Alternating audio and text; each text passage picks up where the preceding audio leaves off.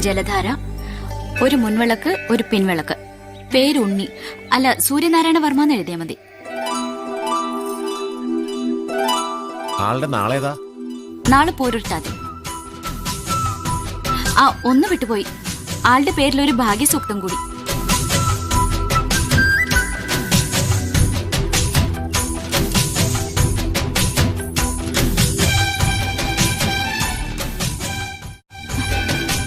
എന്താ?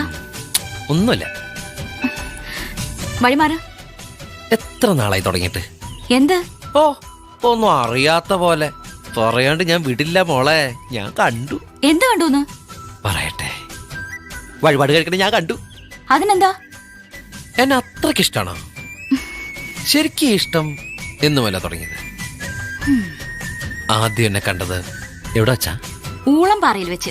എനിക്ക് എന്താ വേണ്ടേ? പട്ടാണെന്ന് തോന്നുന്നു.